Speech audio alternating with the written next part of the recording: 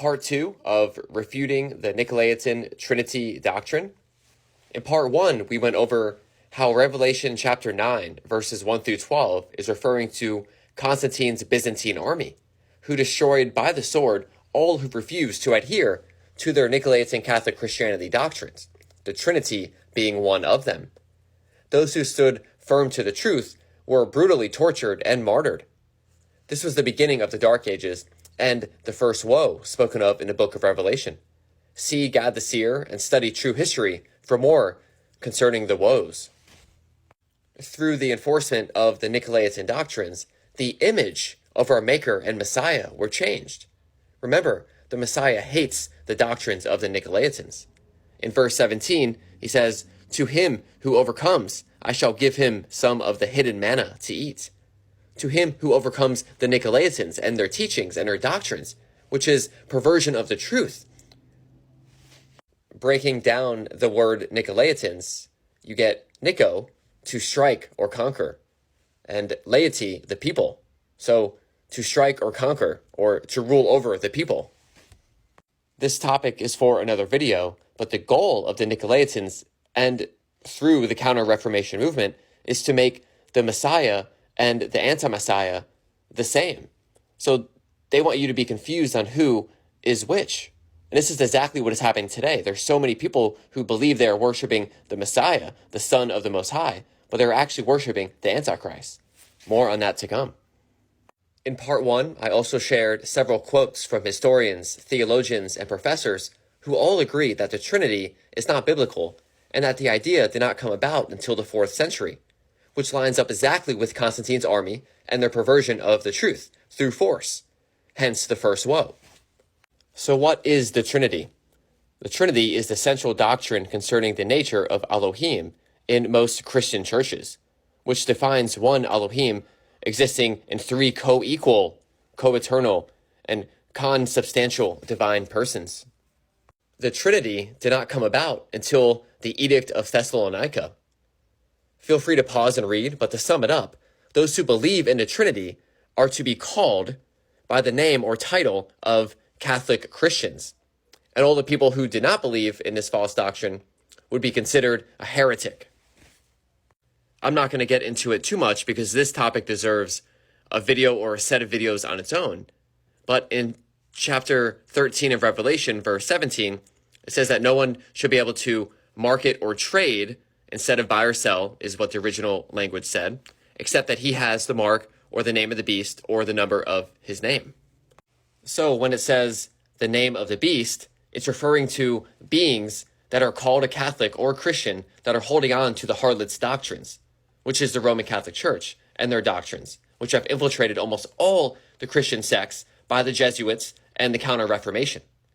So if you celebrate Christmas, Easter, Lent, believe in the Trinity or the transubstantiation, which is the belief that the wafer and wine return into the body and blood, to name a few, you are adhering to the doctrines of the Nicolaitans. This is why we must be born again and are told that we should worship our Maker in Ruach, or spirit, and truth. I don't want to get sidetracked on this topic as it deserves its own attention, but Bishop Sixtus III, the literal 666 spoken of in Revelation, the 44th Bishop of Rome, if I remember correctly, around 440 AD, he established the mark of the beast and set up the Nicolaitan Catholic Christianity in our hearts. More on this later. This name, Sixtus III, has been hidden from us, and much of true history has been hidden from us. So you have to pray for the Ruach, or the Spirit, to give you all the truth.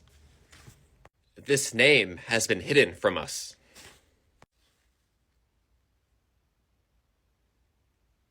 Okay, back to the truth regarding the Trinity. First, we must understand how to establish truth according to the Scriptures. Matthew 18, verse 16. By the mouth of 2 or 3 witnesses, every word might be established. Deuteronomy 19, verse 15. At the mouth of 2 witnesses, or at the mouth of 3 witnesses, a matter is established. 2 Corinthians 13, verse 1. By the mouth of 2 or 3 witnesses, every word shall be established. In other words, if we believe something to be true, we must be able to back it up with 2 or more scriptural verses to justify our claim. This is how we are to debate if there should be a disagreement in interpretation of Scripture.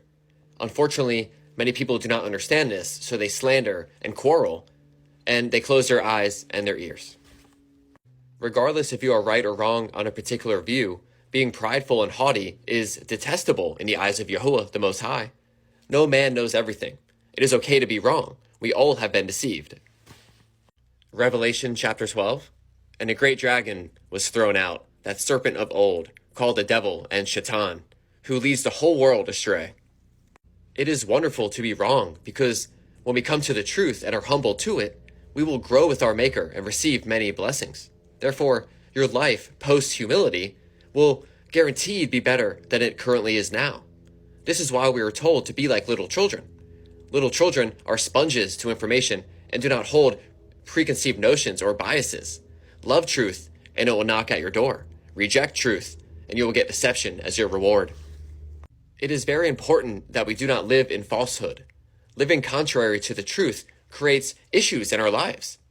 The average person does not see the unequivocal truth that most disease and bad things occurring in our lives is a consequence of sin. In other words, doing things contrary to what the scriptures say.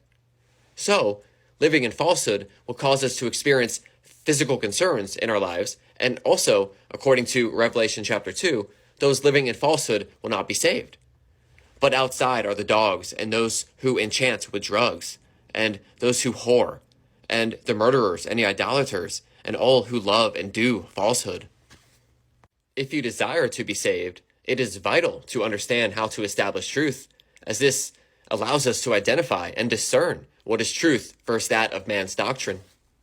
Okay, so truth is established by the testimony of 2 or more witnesses. So, if you can find 2 or more witnesses that show that the Father, the Son, and the set-apart Ruach, or Spirit, if you will, are equal, then the Trinity Doctrine may be true. Please respond to this video with your 2 or more witnesses proving that the Son is equal to the Father, and that the Ruach, or Spirit, is equal to the Son. The Trinity Doctrine was very much a part of the prophecy against the Antichrist, as a violation of the central, most sacred doctrine of biblical Judaism, that being the Shema, which the Messiah himself pointed out to his disciples as being the greatest command in the scriptures. And Yahushua answered him, the first of all the commands is, Hear, O Yisrael, Yahuwah our Elohim, Yahuwah is one. Despite what the Counter-Reformationists say, the Father is the only one who is unbegotten.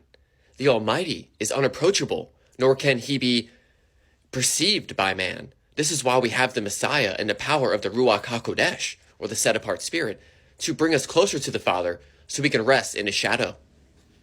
The Messiah was created, therefore they are not equal. If you do an electronic query on the phrase set-apart one, as in the set-apart number of Elohim in the book of Isaiah, you will discover he repeats that demand 30 times in his book, as to make it perfectly clear that he left no room for any additions to the number of Elohim. He repeats, there is no Elohim besides me, 8 times in a span of 5 chapters. Isaiah repeats Elohim is only one almost as many times as chapters in his entire book. The Messiah made a distinction between himself and Elohim in his own explanation. And he said to him, why do you call me good? No one is good except one, Elohim. He admitted there were things that he did not know that only Elohim knew. But concerning that day and the hour, no one knows, not even the messengers of the Shemaim, but my Father only. But that through unbroken unity, he was one with Elohim. In John chapter 14, if you did love me, you would have rejoiced that I said, I am going to the Father, for the Father is greater than I. Therefore Yahushua responded and said to them, truly, truly, I say to you, the Son is able to do none at all by himself, but only that which he sees his Father doing, because whatever he does, the Son also likewise does. But when he comes, the Ruach of the truth, he shall guide you into all the truth. For he shall not speak from himself, but whatever he hears he shall speak, and he shall announce to you what is to come. When instructing his taught ones how to pray, he instructs them to pray to the Father, not to the Son or the set-apart Spirit. Of myself I am unable to do any matter. And the word which you hear is not mine, but of the Father who sent me. Here are more witnesses.